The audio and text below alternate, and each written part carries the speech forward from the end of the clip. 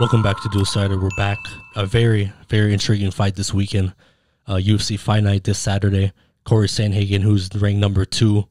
He faces off T.J Dillashaw, who's not ranked currently. But, Sandhagen, he's 14-2, and he's the favorite at -185. And once again, he faces the man who's been suspended for 2 years, a little over 2 years, for the use of PEDs. Who's been suspended for those, for that period of time. He's the betting underdog at +150.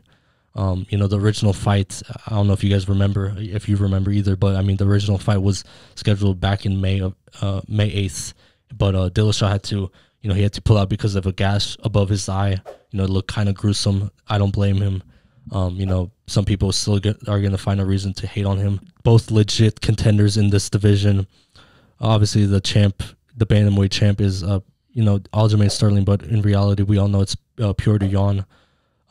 They've both, Sandhagen and Dillashaw both trained together, and Dillashaw even numerous times has admitted that Sandhagen would push him, and, it would be a difficult matchup against him in practice, and he would push him to become a better fighter. To get into full detail, Sandhagen's last match came in February 6th of 2021 of this year, earlier this year, against Frankie Edgar, where he knocked him out, a viral KO with the flying knee. If you guys missed it, go check it out.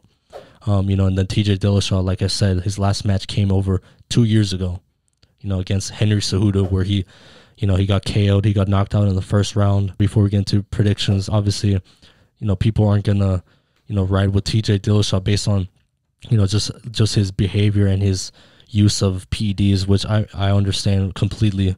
But I think this is, to take a fight against a killer at number 2, this tells you that he's for real, and he wants to, he wants to prove people wrong, and he wants to get the respect back, and he wants to become a champ again. To get into the predictions, I think, it's pretty clear that Sandhagen is more deadly on the feet, whereas Dillashaw, he's a killer on the, on the ground, and he has more tools and he's more, equipped all around.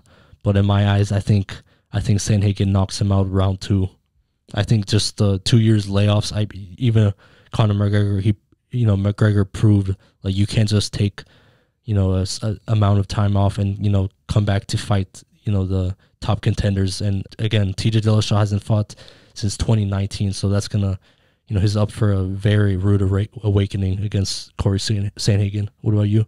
I definitely would say the same. Obviously 2 years off. It's just too much time. Unless he's back on the,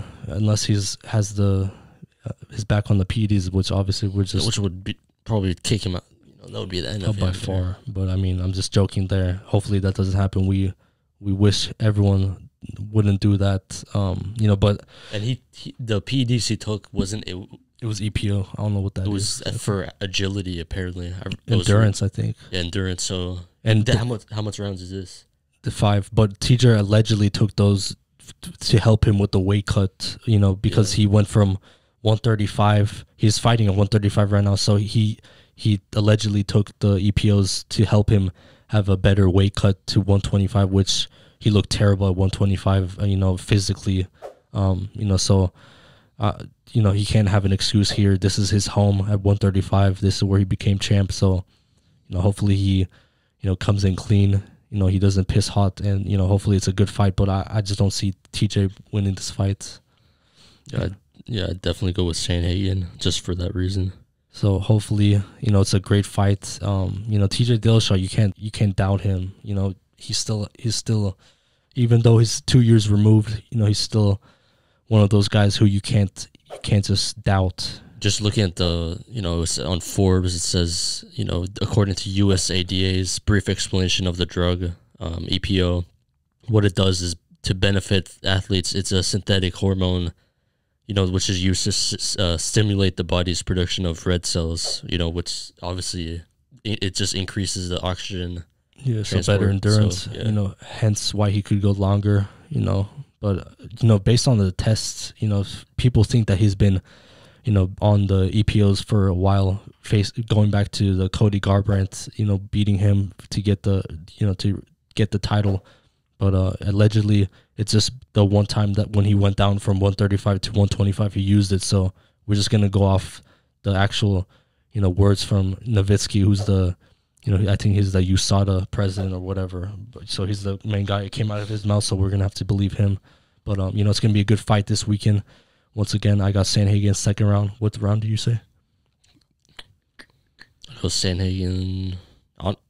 I'll go with a hot take, first round knockout. First round knockout. Okay. So we'll see this weekend, Saturday, UFC Fight Nights. So, stay tuned. Once again, you're watching Dual Sided. Follow us on Dual Sided down below. Instagram, Facebook, Twitter. And comment down below your thoughts, your predictions, and whether you think this is a good fight for TJ or you think this is a very, very bad choice for him. Stay tuned. Thank you guys for watching. Peace.